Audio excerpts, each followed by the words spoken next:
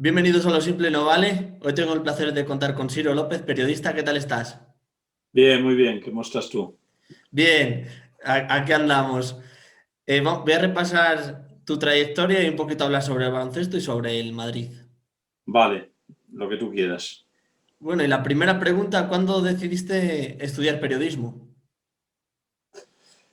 Estudiar, supongo que cuando ya estaba en bachiller superior, es decir, con 15, 16 años, pero que quisiera ser periodista, lo tengo claro desde bastante antes, desde que tenía 11, 12 años, tenía claro que quería ser periodista, era mi vocación, era de los pocos, bueno, de hecho era el único, me dijeron mis compañeros, en alguna cena que hemos hecho con compañeros de estudios, de escolapios, me decían que era el único que llevaba un periódico debajo del brazo, un periódico deportivo que había, que además, curiosamente, lo que es las cosas de la vida, es en el periódico en donde yo empecé la carrera periodística, en un periódico que se editaba en Barcelona, que ya no existe, que se llamaba Dicen, pertenecía a La Vanguardia, igual que el Mundo Deportivo. La diferencia es que el Mundo Deportivo salía por la mañana y el periódico Dicen, que es en el que empecé a trabajar, salía por la tarde. Era un periódico vespertino porque en aquella época había algunos periódicos tanto de información general como de deportes que salían a eso de la 1 del mediodía. ¿Y tu afición por el baloncesto, cuándo empezó también a... Siempre, a ver, siempre me ha gustado en general todos los deportes, ¿eh? Yo recuerdo con 11, 12, 13 años, pues seguir el Tour de Francia cuando llegaba el mes de julio y pues estaba Luis Ocaña o Julio Jiménez, me acuerdo, el abulense. El baloncesto me encantaba, mis primeros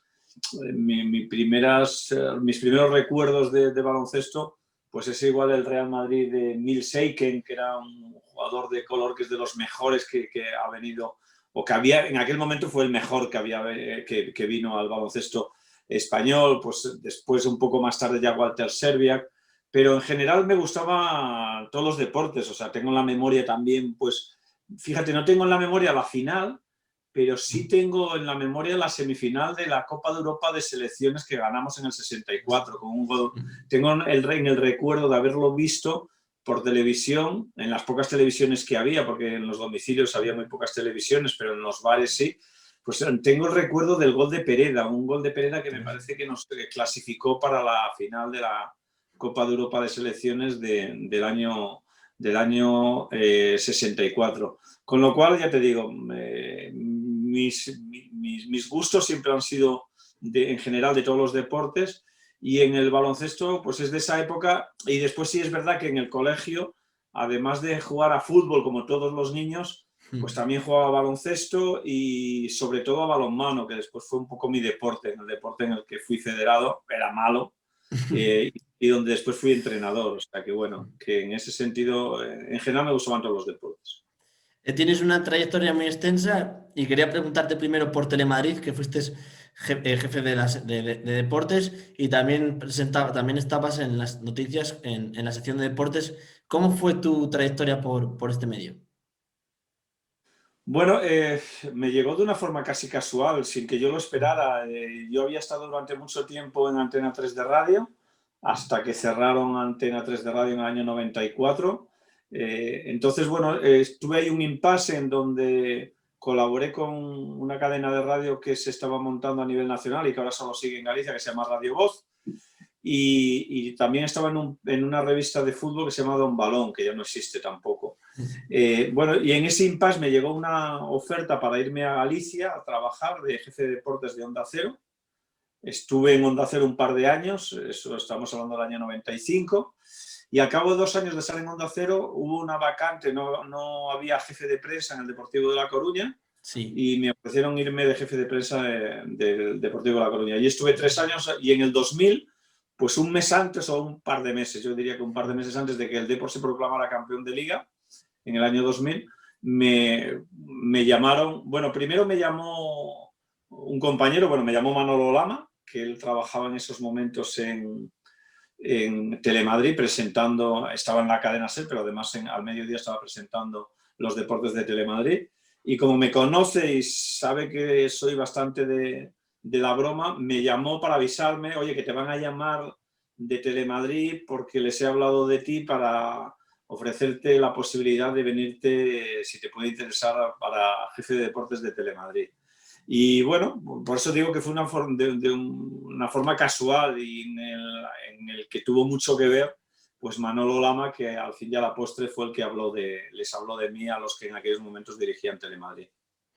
De pasar de jefe de deportes a salir en la televisión y presentar tú la sección de deportes, ¿cómo fue este paso y cómo te animaste a dar este salto?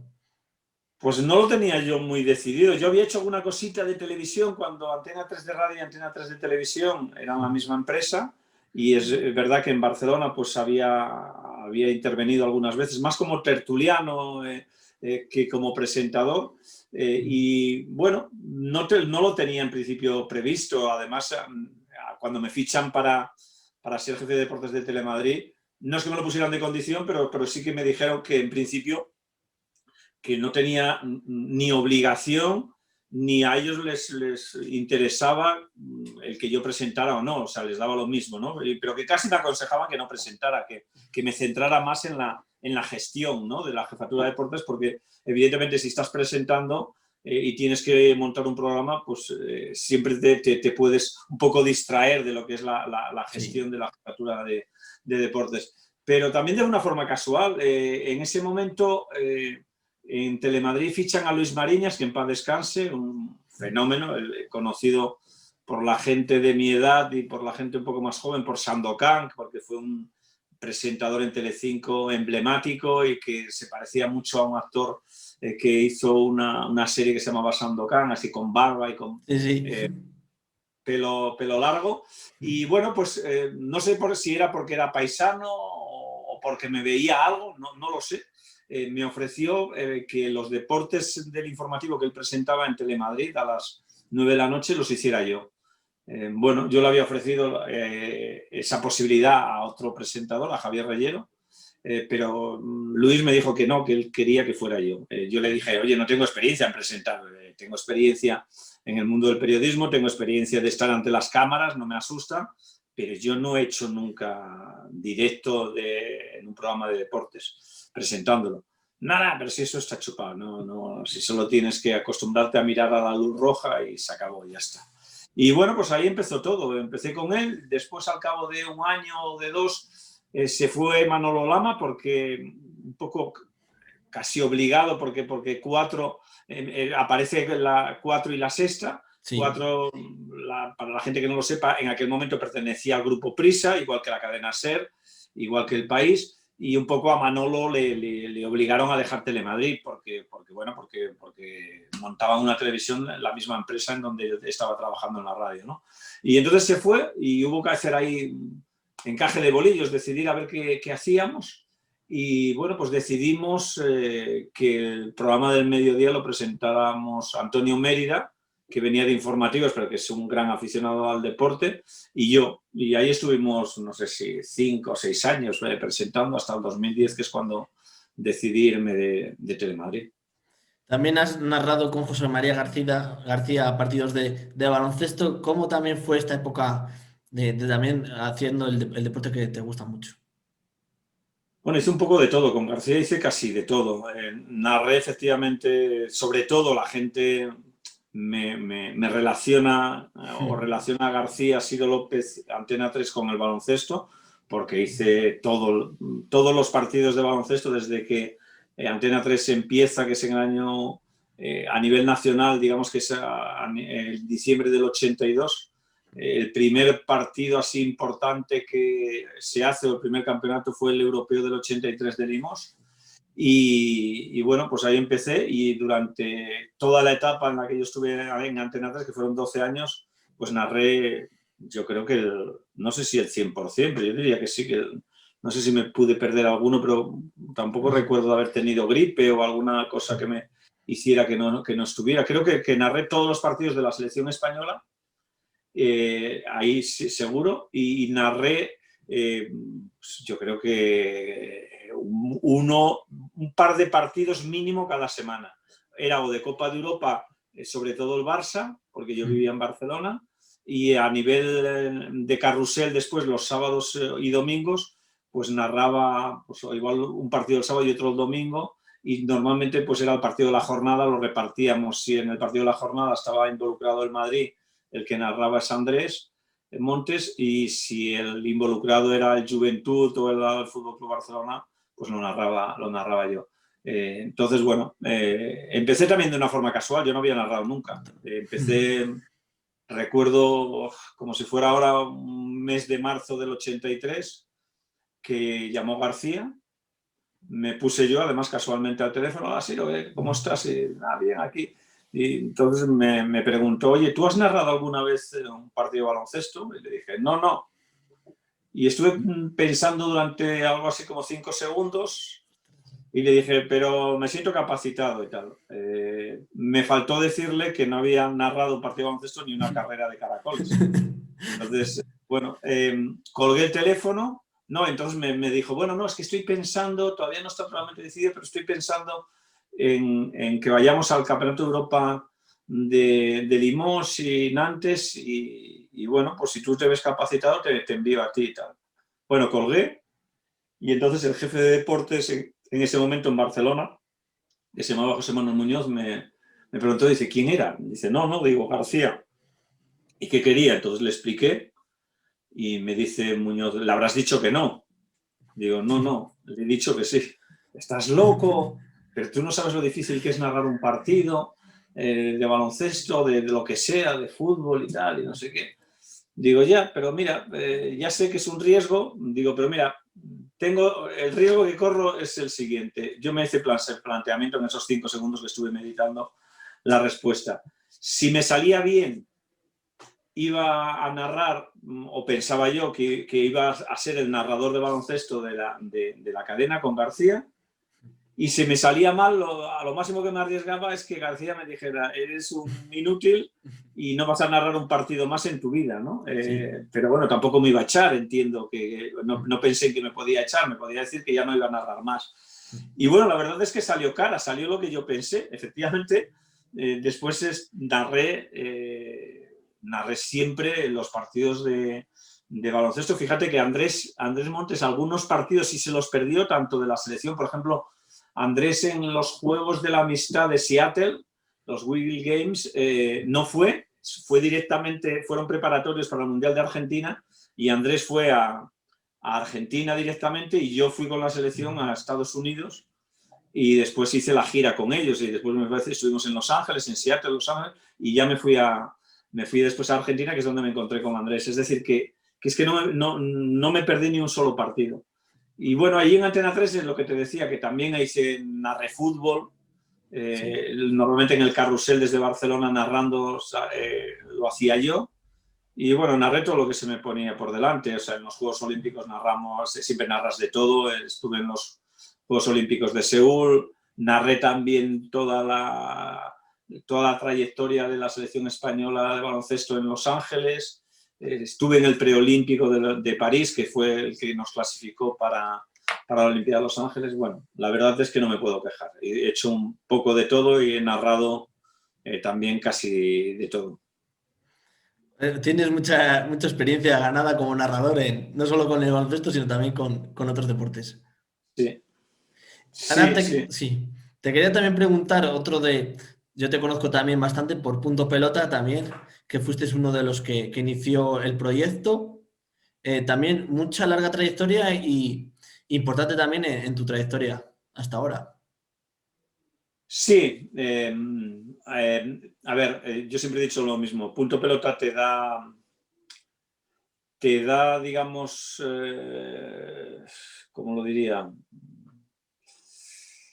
Te da Notoriedad. altavoz, Ah, te da notoriedad, pero quizás te quita un poco de prestigio, porque es verdad que entras en dinámicas que a lo mejor no son buenas para tu imagen, ¿no? O sea, es verdad que te da un altavoz para que la gente te conozca, te da reconocimiento o conocimiento del público, más que reconocimiento, conocimiento del aficionado, que a lo mejor, pues a mí mucha gente me conocía por la voz y no me conocía por la cara, ¿no? Excepción hecha de la gente de aquí de la Comunidad de Madrid, ¿no? Entonces, bueno, pues sí es verdad que eso te da un conocimiento por parte de la gente y que te pongan cara.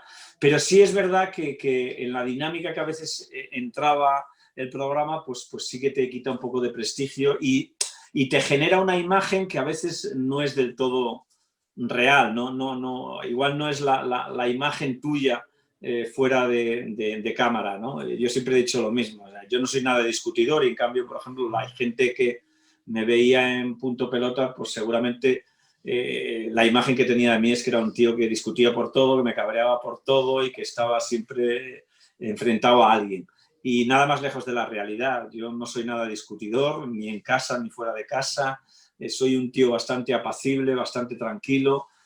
Siempre he dicho que cuando me preguntaba, ¿pero cómo discutes tanto? Yo discuto si me pagan, ¿no? Entonces, bueno, allí no es que fuera un papel, que a mí Sí. me gusta, entre comillas, intercambiar opiniones. Yo soy muy charlatán y me gusta intentar convencer al que tengo enfrente de que mi opinión es la buena. Pero al final, si a los 5 o 10 minutos veo que a la otra persona no la convenzo, lo dejo, porque me parece que discutir por política o por deporte me parece una estupidez, ¿no? Y sobre todo cuando las posturas están muy diferenciadas. Si yo intento decirte que mi camisa es a cuadros y tú dices que es a rayas, pues va a ser difícil que nos pongamos de acuerdo. Entonces, durante 5 minutos o un tiempo que yo considere prudencial, intentaré convencerte de que mi camisa es a cuadros. Pero si tú vas a seguir en la misma, dejaré ahí la discusión porque no vale la pena, no, es perder el tiempo, ¿no? Y bueno, es lo que te digo, que no me arrepiento, ¿eh? No me arrepiento de haber estado en Punto Pelota, lo he pasado bien, me he reído mucho, lo he pasado mal también, me he ido a casa a veces fastidiado porque a lo mejor he entrado en una discusión o he dicho alguna cosa que no tenía que haber dicho. Es un programa que te generaba mucha tensión, que llegabas a casa y que a veces necesitabas una hora o unos minutos largos para intentar relajarte, pero bueno, ha sido un camino más. Yo nunca me arrepiento de lo que hago y cuando tomé la decisión de estar en Punto Pelota sabía a lo que me atenía y cuando decidí dejarlo, pues también. Claro, un momento complicado para ti, o no, o pregunto, ¿no te gustó salir lo que pasó una vez que se pasó el chiringuito de jugones y pasó que al poco tiempo pues saliste de allí? Sí. Me hubiera gustado salir de otra forma. Lo Mm, intenté, o sea, yo lo intenté y de hecho mm, durante 15 días entre que tomé y no la decisión, yo la había tomado, pero digamos que Josep Pedrerol intentó convencerme para que me quedara y como tampoco había firmado nada, ni me había medio comprometido. Y a mí en esto me gusta cumplir casi siempre la palabra, ¿no? Y eso fue, yo creo que también lo que influyó por encima de los ofrecimientos que me hizo después Pedrerol. Sí, me hubiera gustado salir de otra forma. A mí no me gusta dejar enemigos atrás, o sea, a mí me gusta dejar amigos y verme con la gente y acordarnos de lo bueno y no de lo malo, ¿no? Pero bueno, yo creo que más yo no me considero culpable de que el final y la continuación de ese final haya sido como ha sido. Considero que yo intenté poner de mi parte para que la relación acabara bien y bueno, yo creo que Josep no lo tomó bien. Yo le contesté porque hubo cosas que no me gustaron y a mm. partir de ahí, bueno, pues hubo un distanciamiento bueno, que todavía ahora se mantiene. Quizás ha mejorado un poquito, no puedo decir la relación, sino bueno, pues no sé, nos hemos intercambiado algún mensaje. Cuando Josep perdió a su madre, pues yo le mandé un mensaje para darle ánimos y él también cuando mi mujer estuvo ingresada con el tema del coronavirus, pues Sí. se preocupó y estuvo más o menos pendiente de cómo se recuperaba y tal. O sea, pero bueno, digamos que no existe relación, no tenemos ningún tipo de relación. Y ahora, no centrándome en el chiringuito de jugones, también estás en Estudio Estadio, en Gol. Para ser tertuliano, cuando es importantísimo de cantarte por un equipo en sí, o sí No, o no es, para ganar notoriedad como hemos hablado antes, o no es así. no hace falta. A mí me ha parecido siempre más sincero reconocer de qué equipo soy. Porque me parece que no digo que el otro sea deshonesto, digo que me parece, para mí, los demás hacen otras cosas y perfecto, y me parece tan honesto como lo que pueda hacer yo, ¿no? Pero a mí me parece por mi parte, más honesto, que la gente sepa a qué palo juego. O sea, yo creo que sería un poco deshonesto decir que soy totalmente independiente en mi opinión, que no me dejo llevar por nada, cuando realmente no es verdad. Y eso también, eso pasa, hay Sí. compañeros míos que van de independientes, de que ellos no son de ningún equipo, que ellos sobre todo, por encima de todo, son periodistas, y al final llevan la misma bufanda que yo, pero con distintos colores. O sea, porque además, claro, la gente relaciona la falta de objetividad del periodista cuando dice que es de un equipo. Igual de subjetivo es el que es de un entrenador, porque hay periodistas que son muy amigos de entrenadores y que los van a defender a ultranza. Bueno, pues eso es, en vez de llevar la bufanda del Madrid, del Barça o del Atlético, llevar la bufanda del entrenador de turno. Los hay que llevan bufandas de jugadores, los hay que llevan bufandas de directivos. O sea, que es que bufandas hay de tantos colores y de tantas entidades y personas que bufanda la lleva todo el mundo. Simplemente hay gente que lo reconoce y otros que no. Pero como en este mundillo, claro, yo después de 42 años, pues ya peino muchas canas y nos conocemos todos. O sea, igual que me conocen a mí, yo conozco a casi todo el mundo. Algunos los he visto empezar, otros han empezado conmigo. Y que estuvieran antes que yo, ya quedan pocos. Entonces, bueno, yo lo que no voy a hacer es señalar con el dedo. Si me obligan, lo haría, y alguna vez yo creo más o menos lo he hecho, pero bueno, lo que no me van a dar es lecciones de cómo hay que ir por la vida y cómo hay que ir en la profesión, porque si me quieren dar lecciones, entonces se van a encontrar con el Siro, que es un poco más respondón, pero no hace falta reconocerlo. O sea, no.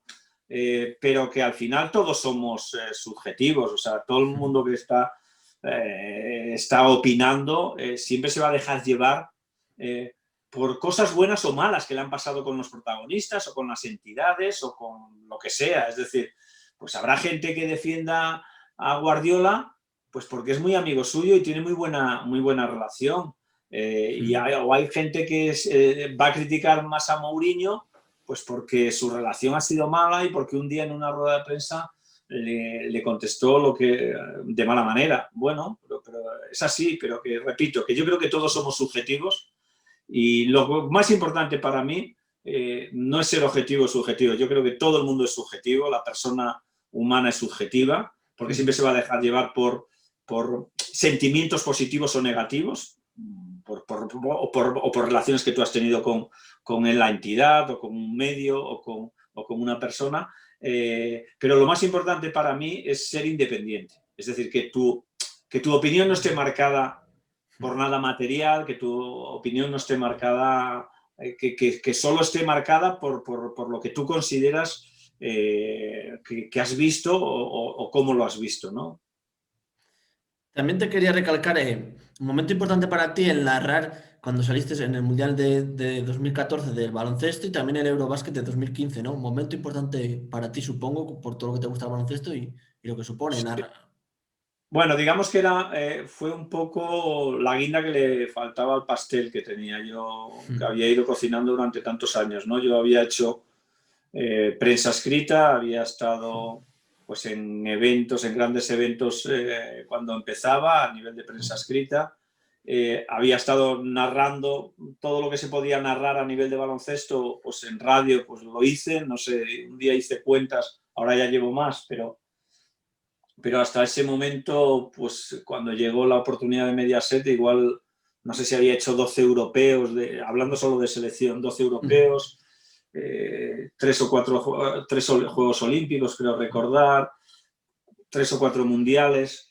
Y bueno, me faltaba eso mismo, hacerlo en televisión, ¿no?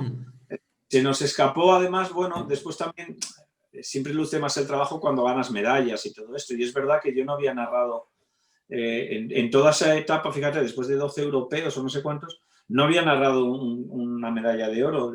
Había narrado una medalla de plata olímpica, pero no había narrado, por ejemplo, una medalla de oro.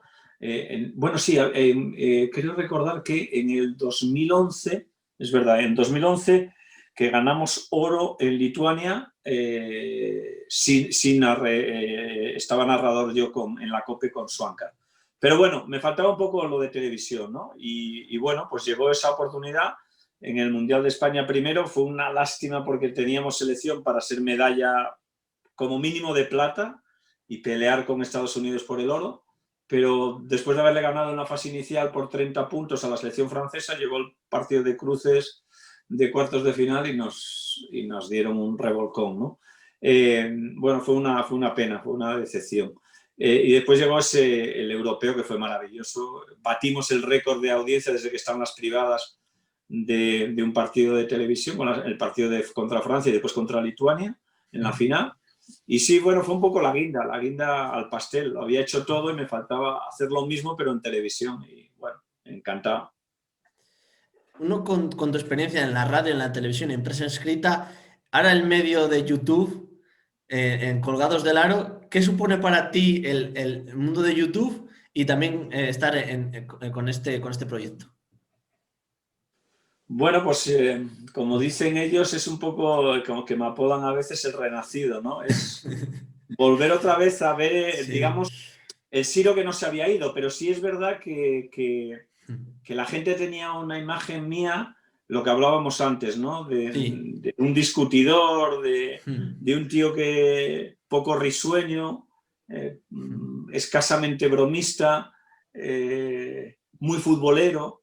Eso me hizo daño, por ejemplo, cuando en el 2014 me llaman los de Mediaset para hacer el baloncesto. La gente joven, claro que del año, digamos, desde el 94 para aquí, claro, no, ellos la imagen que tiene de Siro López es que, bueno, pues que habría oído algunos que había estado de jefe de deportes del Deportivo, me habían visto presentar en Telemadrid, pero sobre todo hablando de fútbol. Y bueno, la imagen esa me generó que en el 2014 recibiera muchas críticas a través de Twitter, porque bueno, pues también por mis despistes, porque me equivocaba de nombre y eso lo asociaban a que no sabía de baloncesto y que no conocía a los jugadores, cuando eso era una tontería, porque yo el baloncesto siempre lo he seguido y además desde el 2010 volví a estar ligado al baloncesto. Yo en el 2010 Sí. hice para la cadena COPE el Mundial de Turquía, en el 2011 hice el Europeo de Lituania, en el 2012 no, porque ya hubo Juegos Olímpicos y ahí no fui con la COPE, pero bueno, que volví a estar otra vez en relación con el baloncesto. Pero bueno, digamos que la experiencia de Colgados del Aro es un poco a reencontrarme primero con mi deporte, con el que me dio a conocer y con el que pues el poco o mucho prestigio que podía tener pues viene de ahí, del mundo del baloncesto. La gente de la edad de tu padre y de la mía y todo esto más o menos me conocía. Y después, bueno, pues volverme a divertir, ¿no? Y volver a ser yo. O sea, que Sí. el recuperar mi imagen real, que es la que ahora la gente pues conoce y bueno, pues más o menos a unos les gusta y a otros les sigue disgustando, pero tampoco puedes contentar a todo el mundo, ¿no? Pero bueno, es una experiencia que yo no esperaba, que me adapto muy bien a todas las situaciones. Ahora estoy probando, por ejemplo, lo de Twitch, que claro, un carroza ahí con lo de Twitch, pero bueno, yo también tengo que decirlo, soy un poco Peter Pan, ¿eh? O sea, yo no considero que tengo los años que tengo. O sea, mi mentalidad y mi cabeza sigue estando en los 30, en los 40, o sea, soy un poco, sigo siendo bastante parecido al Siro con 30 años, con 40 años, con alguna limitación física, ya no puedo hacer lo que hacía antes, pero bueno, pero mentalmente sigo siendo un poco el Siro de hace de 20 o 25 años. Entonces, bueno, yo creo que tengo un poco de síndrome de Peter Pan. Y bueno, ahora centrándome en el baloncesto, en la liga andesa actualmente, ¿en qué momento crees que se encuentran los equipos, la liga, teniendo en cuenta también el COVID? ¿Cómo la estás viendo? Bueno, pues la verdad lo primero, que ya es un éxito que se puedan jugar partidos, ¿no? Es una pena que no haya espectadores, pero bueno, creo que ya es positivo que el año pasado mediante la burbuja se pudiera jugar una final de la liga descafeinada, pero fue un esfuerzo que hizo la liga andesa para que se pudiera jugar. Y este año, pues bueno, excepción hecha del tema de la ausencia de espectadores, pues bueno, se está disputando una competición, para mí sigue siendo interesantísima, muy igualada además, más igualada que otras temporadas. Sí es verdad que tiene su influencia el tema del COVID, porque nunca sabes con qué equipo te vas a encontrar al día siguiente, si va a haber más enfermos, si va a haber menos enfermos.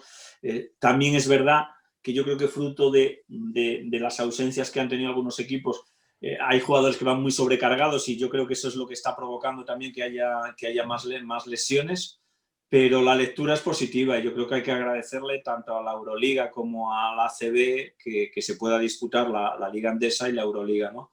Porque hemos seguido por lo menos conectados y siempre, aunque no podamos ir al Palacio o a los pabellones, pues siempre tenemos una forma de desconectar y seguir pendientes del deporte que más nos gusta. Ahora, hablando un poquito de actualidad, ¿qué te parece la renovación de Lasso? Pues una muy buena noticia para el Real Madrid.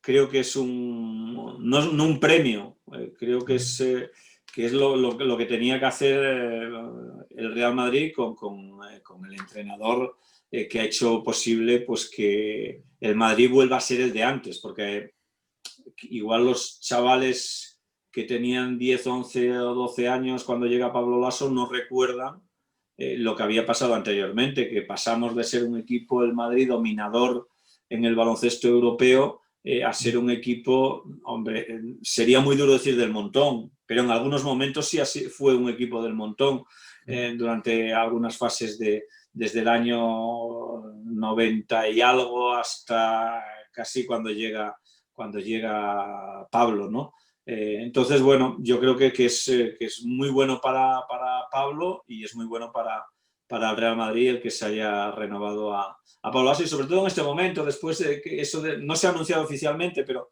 entiendo que cuando se ha publicado en los medios de comunicación es porque ya hay un acuerdo total y absoluto. Decía que además, pues creo que es un detalle que después de perder 2 partidos importantes, uno en la final de la Copa del Rey ante tu eterno rival como es el FC Barcelona y después de perder con Valencia de la forma que perdió el equipo, que se haya firmado, se ha llegado a un acuerdo en estos momentos, creo que también es un referente y un reconocimiento a todo lo bueno que ha hecho Pablo Lasso en el Real Madrid desde que llegó. La vuelta de Pau Gasol al Barcelona, ¿qué te parece? Lo he dicho ya algunas veces, me parece que es un detalle por parte del Barcelona. Creo que es más un favor, o llámale detalle, como he dicho antes, del Barcelona hacia Pau para intentar sumar o aportar su granito de arena para la recuperación definitiva de Pau, que realmente lo que pueda en estos 3 meses aportarle al Barça a Pau. Hay que tener en cuenta que Pau viene de 2 años de lesión, se fue a un solo partido, pero es que ya antes tampoco era un jugador o no era el jugador que jugaba los minutos que había disputado pues, en los Lakers y en los equipos en donde había estado, ¿no? Igual desde el 2016 no vemos ese Pau que nos había maravillado a todos, ¿no? Entonces eso es difícil, que en un mes o mes y medio o en 3 meses que quedan de competición él pueda alcanzar ese nivel competitivo, ya no ese al 100%, ni al 60%, porque repito, quedan 3 meses y medio de competición y creo que es complicado que le pueda sumar muchas cosas al Fútbol Club Barcelona. Y por eso digo que para mí es más un detalle que también igual por los servicios prestados del Barcelona hacia Pau que de Pau hacia el FC Barcelona, porque es que no tiene tiempo casi. Es que además he leído en algún sitio y la prueba es de que todavía no ha venido, que él va a venir dentro de 2 o 3 semanas. O sea, dentro de 2 o 3 semanas empezará a entrenar con el Barça.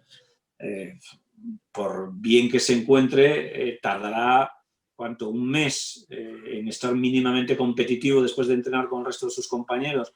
Estamos hablando de mitad de abril, casi finales, no sé. Bueno, repito, es una buena noticia.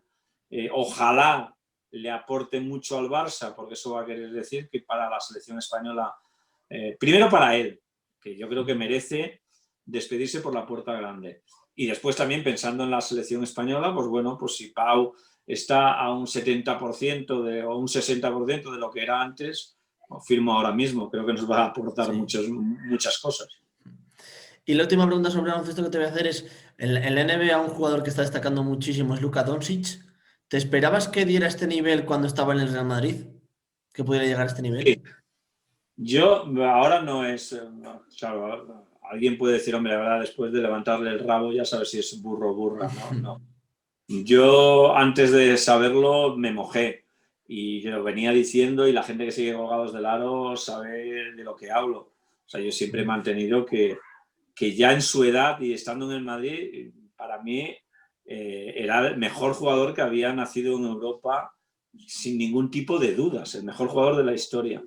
Y a mí no me extraña nada, es que claro, al estar narrando todos los partidos de Luka en los 3 últimos años, conjuntamente con algún partido que había jugado con los juniors y todo esto, lo había visto y yo le he visto cosas a él que es que no se las he visto a nadie en Europa, nadie.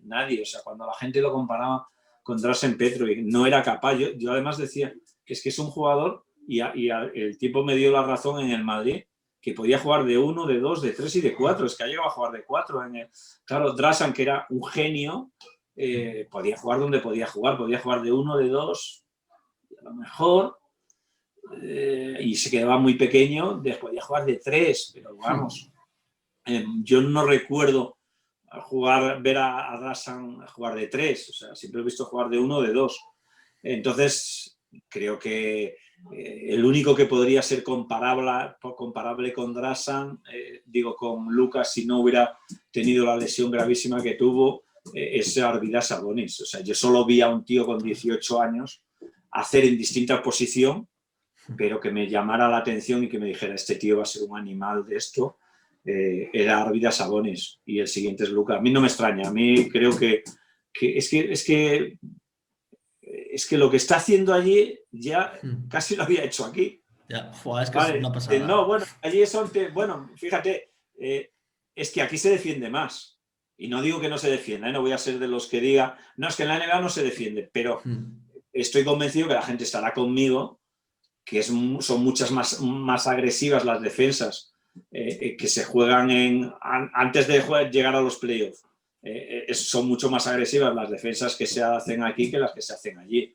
Entonces, si aquí era capaz de hacer lo que hacía, pues allí era, yo creo que era, bueno, pues no sé si decir más fácil, pero ofensivamente lo que hacía aquí, trasladado allí, creo que no le iba a costar nada.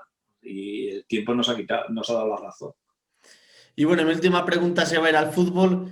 ¿Cómo ves el Real Madrid de Zidane en la actualidad ahora mismo? Pues es como los melones, que nunca sabes a salir, ¿no? Pues ahora todos estamos encantados porque han ganado 5 partidos seguidos, sin estar sobrados. Sí creo que han alcanzado algo que es importante, que es seguridad atrás, que no le hagan goles y a partir de ahí se puede construir. A partir de ahí es como se ganó la Liga del año pasado. O sea, en la reanudación el equipo se cerró bien atrás, se hizo bastante compacto, no le dio demasiadas facilidades al rival y con resultados muy cortos pues se llegó a ganar 10 partidos de 11, se empató otro y bueno, eso hizo que el Madrid ganara la Liga. ¿Por qué no este año? Bueno, el equipo sí es verdad, a pesar de las bajas, en defensa primero y después ya en otros puestos del campo, el equipo, bueno, pues se va a ir armando y Nacho, por ejemplo, que tampoco es ninguna novedad, Nacho siempre que sale cumple, sí. Nacho lo está haciendo fenomenal con Varane, se rompe también esa vieja leyenda de que no, es que sin Sergio Ramos el Madrid pierde, bueno, pues y Varane juega peor si no está Sergio Ramos. Yo era una cosa que también discutía, o sea, oye, ojalá esté Sergio Ramos, porque es, si no el mejor, uno de los 2 o 3 mejores centrales del mundo, pero decir que es que Varane no juega bien si no tiene a Sergio Ramos al lado, es obviar que este tío ha sido campeón del mundo, entre otras cosas. Rafael Varane, o sea, me parece que casi es un insulto a la inteligencia el decir que es que Varane no juega bien si no está Sergio Ramos a su lado. Y bueno, pues vamos a esperar, lo que te digo. Igual ahora estamos encantados porque nuestro y llega el partido próximo y nos meten 3. Yo espero que no y creo que no, pero que bueno, tiene mucho mérito. De todos modos, con las bajas que ha tenido el equipo, cualquier otro equipo estaría primero llorando, cosa que no hace Zinedine Zidane.